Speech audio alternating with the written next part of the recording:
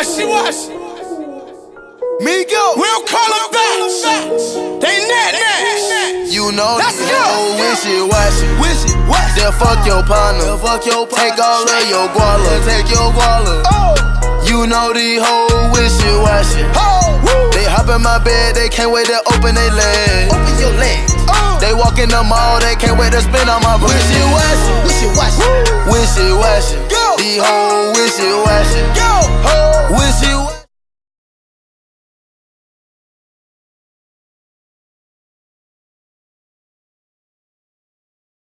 So, that man, thick hoe, lap dance, ass so fat, need a lap dance. Is it full of myself to want you full of me? And if it's room for dessert, then I want a piece. Baby, give my order right, no errors. I'ma touch you in all the right areas. Get up. Do it like it hurt. Like it hurt. What you don't like work.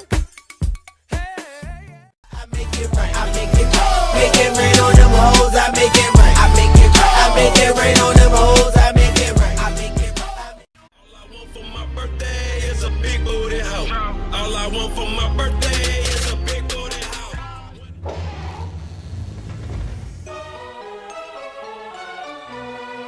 Welcome to the candy shop. Yeah. So seductive. I take you to the candy shop. I let you the lollipop. Go ahead, girl, don't you stop. Keep going till you hit the spot. Whoa. But I want you,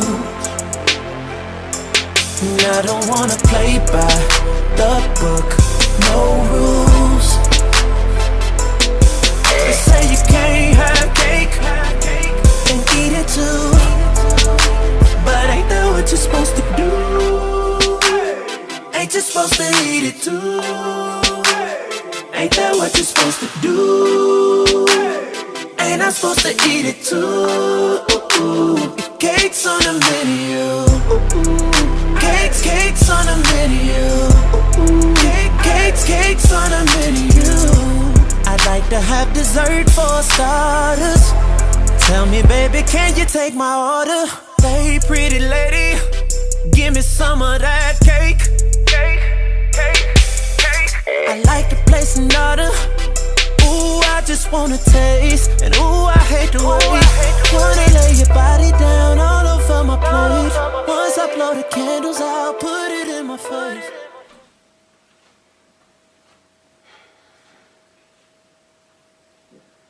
When I first learned that no one could ever love me more than me, a world of happiness previously unseen was discovered, because somewhere along the line of aging and scrutiny and time, I was taught to despise myself. But I made sure I kept myself beautiful so someone would love me someday, so I could belong to someone someday, because that's the most important thing a little girl could ever want, right? I was 13 the first time I was embarrassed about my body. Of course, it would not be the last. And I remember stuffing my bra in the morning, tears stinging my eyes, hoping, praying to something that I could look beautiful enough today, braces and all, for the ruthless boys who mercilessly told me I was worthless because my boobs weren't big enough. And I would go home and put on a sweatshirt with my eyes closed, deny myself the right to be shown myself, because I didn't dare want to insinuate beauty in regards to something so insulting as my body. But I mean, we all end up with our heads between our knees, because the only place we'll ever really feel safe is curled up inside skin we've been taught to hate by a society that shuns our awful confidence and feeds us our own flaws. And sometimes when I need to meet the me that loves me, I can't find her. A reminder that the mirror is meant to be a curse so I can find her in my mind. But when he or she shouts, "Let me out," we're allowed to listen. But it's met by a chorus of conceited, egotistical narcissists. But since when was self-solicitude a sin?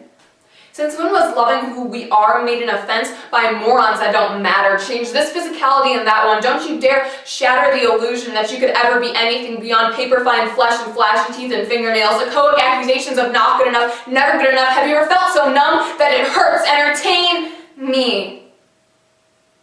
Whore. you can't surrender to them. You gotta remember you're the only thing you'll ever truly have. And no, I don't mean your body, because someday that'll go bad no matter what you do. I mean you. I mean the way your bright eyes go wild when you smile and how your laughter's so melodic it's a song. I mean the way your creativity is a compass that leads you to what you love, and you don't need any miracle cream to keep your passion smooth, hair-free, or diet pills to slim your kindness down. And when you start to drown in these petty expectations, you better re-examine the miracle of your existence, because you are worth so much more than your waistline. You're worth the beautiful thoughts you think and the daring dreams you dream, undone and drunk off alcohol of being. But sometimes we forget that, because we live in a world where the media pulls us from the womb, nurses us, and teaches us our first words. Skinny, pretty, girls soft, quiet, pretty, boys manly, muscles, pretty. But I don't care whether it's your gender, your looks, your weight, your skin, or where your love lies. None of that matters, because standards don't define you. You don't live to meet the credentials established by a madman. You're a goddamn treasure, whether you want to believe it or not. And maybe that's what everyone should start looking for.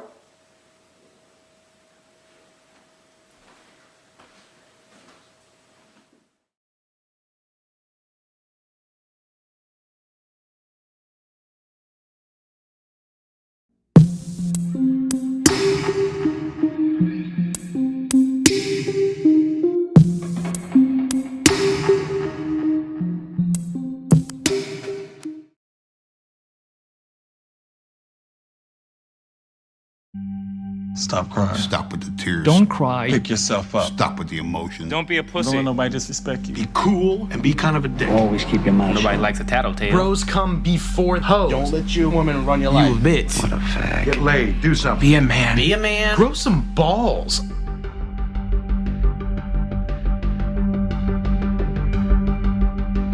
The three most destructive words that every man receives when he's a boy is when he's told to be a man.